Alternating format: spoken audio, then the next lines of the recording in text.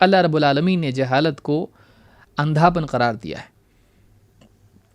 اللہ تعالیٰ قرآن کریم میں فرماتا ہے سورۃ الانعام آیت نمبر 50 میں، قُلْ هَلْ يَسْتَوِي الْأَعْمَى وَالْبَصِيرُ أَفَلَا تَتَفَكَّرُونَ، اے نبی آپ کہیے کیا اندھا اور بینا دونوں برابر ہو سکتے ہیں؟ وہ جو دیکھ سکتا ہے اور جو دیکھ نہیں سکتا ہے، کیا دونوں برابر ہو سکتے ہیں؟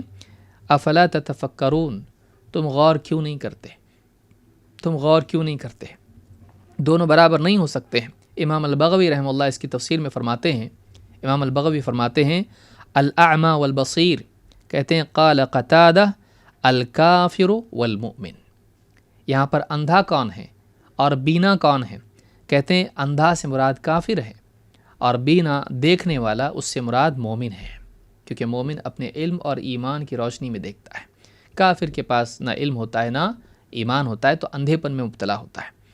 امام مجاہد رحمۃ اللہ علیہ فرماتے ہیں کہ اس سے مراد کون ہے؟ صرف کافر مومن نہیں، بلکہ کہتے ہیں الضال والمہتدی، اس سے مراد وہ ہے جو گمراہ ہیں، اور اس سے مراد وہ ہے جو ہدایت یافتہ ہے۔ یعنی اندھا کون ہے؟ گمراہ، چاہے گمراہی اسے کفر تک لے جائے یا پھر کفر تک نہیں گیا لیکن پھر بھی گمراہ ہے، تو ایسا آدمی سے مراد ہے کہ وہ اندھا ہے۔ اور بینا کون ہے؟ دیکھنے والا، کہتے والمہتدی، جو ہدایت یافتہ ہے، جو اللہ کی طرف سے آئی ہوئی ہدایت کو اپناتا ہے، اس کی روشنی میں چلتا ہے، یہ بینا ہے۔ اسی طرح سے امام البغوی رحمۃ اللہ علیہ فرماتے ہیں وقیل الجاہل والعالم، کہتے اندھا اور بینا سے مراد جاہل اور عالم بھی کہا گیا ہے۔ ایک معنی علماء نے یہ بھی ذکر کیے ہیں کہ جاہل اندھا ہے اور علم والا بینا ہے۔ تو یہ جو تین باتیں ہیں تفسیر بغوی میں انہوں نے یہ بات کہی ہے۔ تو معلوم ہے کہ دیکھیے آپ اس کو یعنی ایک کے بعد ایک دوسری چیز کو دیکھیں گے کہ ایک وہ ہے بنیاد شروع کہاں سے ہوئی؟ اندھاپن کہاں سے شروع ہوتا ہے؟ جہالت۔ جہالت گناہوں تک لے جاتی ہے، گناہ میں بڑھتے بڑھتے بڑھتے بعض اوقات آدمی کفر تک بھی چلا جاتا ہے۔ کبھی جہالت کفر میں لے جاتی ہے اور کفر میں جانے کے بعد آدمی پھر بے تحاشا گناہ پر گناہ کیے جاتا ہے اور گمراہ ہو کر دور کی گمراہی میں چلا جاتا ہے۔ تو گمراہی اور کفر اس کی بنیاد کیا ہے؟ جہالت۔ تو ایسا آدمی جو جاہل ہے، ایسا آدمی گناہوں میں اور کفر میں واقع ہوتا ہے۔ اللہ تعالیٰ قرآن کریم میں دوسرے مقام پر فرماتا ہے قُلْ هَلْ يَسْتَوِي الَّذِينَ يَعْلَمُونَ وَالَّذِينَ لَا يَعْلَمُونَ، اے نبی آپ فرمائیے کیا وہ لوگ جو جانتے ہیں اور وہ جو نہیں جانتے کیا برابر ہو سکتے ہیں؟ دونوں برابر نہیں ہو سکتے ہیں۔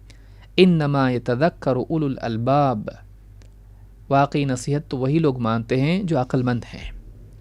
تو اس آیت سے بات معلوم ہوئی کہ اللہ کے نزدیک علم والا اور جس کے پاس علم نہیں ہے، یا جاہل اور عالم، دونوں برابر نہیں ہیں، دونوں برابر نہیں ہیں، نہ اپنے حال کے اعتبار سے نہ اپنے معال کے اعتبار سے۔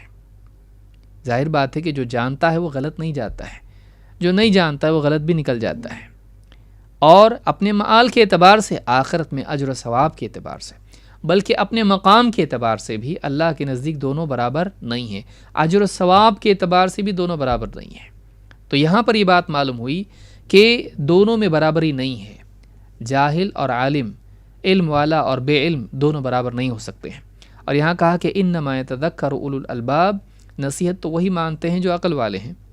معلوم ہے کہ نصیحت کے ماننے کے لیے بھی عقل ہونا ضروری ہے۔ بہت سارے لوگوں کا حال آپ نے دیکھا ہوگا کہ نصیحت وہی لوگ اکثر نہیں مانتے ہیں جن کو نصیحت کی زیادہ ضرورت ہوتی ہے۔ کیوں؟ اپنی جہالت کی وجہ سے۔ بلکہ ایسے لوگ نصیحت کرنے والے کے دشمن بن جاتے ہیں جو ان کا بھلا چاہتا ہے۔ کیوں؟ اپنی جہالت کی وجہ سے۔ جہالت اتنی خطرناک ہے، وہ اپنا تو دشمن ہے ہی ہے، دوسروں کا بھی دشمن بن جاتا ہے اپنی جہالت کی وجہ سے۔ تو جو عقل مند ہے وہی نصیحت مانتا ہے، سمجھدار ہے، وہ سمجھتا ہے کہ نہیں یہ آدمی صحیح بات بول رہا ہے، اس کی بات میں غور کرنے کے لیے بھی انسان کے پاس کچھ علم ہونا چاہیے، کچھ عقل ہونا چاہیے۔ تو یہاں پر سورہ زمر میں آیت نمبر 9 میں اللہ نے بتایا علم والے اور بے علم برابر نہیں ہو سکتے ہیں۔